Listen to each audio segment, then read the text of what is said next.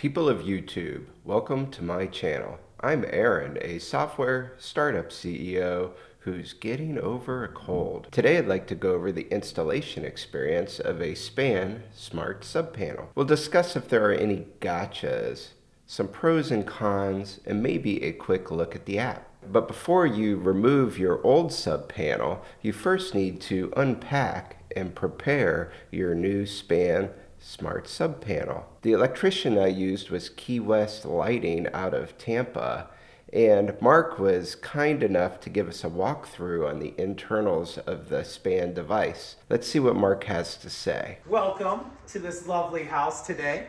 We're installing the SPAN panel, our first install yet, well, as of yet.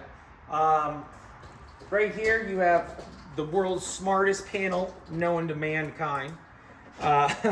The panel's smart, the breakers are dumb. So you have your whole main panel here, obviously some fans for some cooling. Obviously they have some contactors back there that are switching on and off the breakers. The breakers actually don't ever turn off.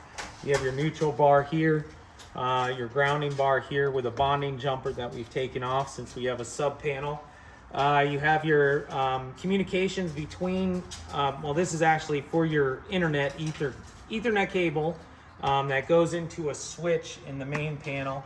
This is going to be for your Powerwall, your Tesla gateways, or your LG connectivity for any kind of solar backup or storage capacities, and that's what communicates with it, and then it just does load shedding, and it's pretty crazy. And it's SPAN. Once a new SPAN subpanel is configured, it's time to remove your current subpanel. I thought I was going to be out of power for an extended period of time, but in reality, it only felt like a couple hours of power loss. Here's Mark's helper person taking out our old subpanel. What are you doing exactly? We're going ahead and we're disconnecting the old panel, getting it prepped and prepared to put in your new SPAN panel, which is going to be awesome. It's going to be sick. It's going to be the very first one we've done, and it's going to be right on, baby. You're going to love it. Once the old subpanel was removed, Mark went ahead and installed the new subpanel. I think it was all done in a single day for one subpanel.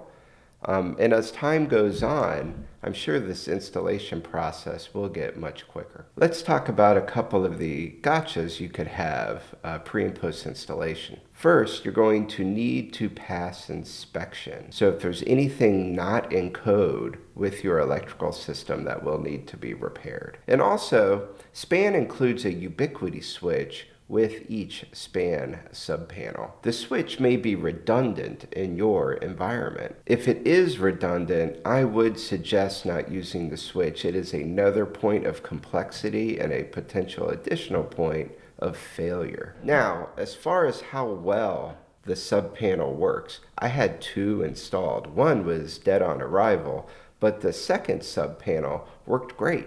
It does exactly what is claimed on their website. I can measure the power on each circuit, and I can turn each circuit on and off. Let's take a quick look at the app. I'm going to do an entire video with a deep dive of the SPAN app, but I wanted to show you a quick view of it so you can get an idea of how it looks. When you first log into the app, you're greeted with the watts that you're pulling from your utility. You see the watts moving into the SPAN device, then the watts moving into your home, followed by a list of your circuits using power. If you want to view all circuits, of course you view all circuits.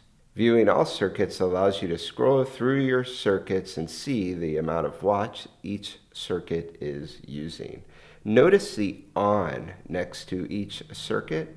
This is how you would turn the circuit on and off. I have to say the SPAN concept is spot on. As they've commissioned the Powerwalls on the new solar roof, I get to see through the gateways how much I'm pulling from the utility. If I'm pulling a high amount of watts from the utility through my gateways, the next question I am going to ask is, well, I wonder which circuits is using that power.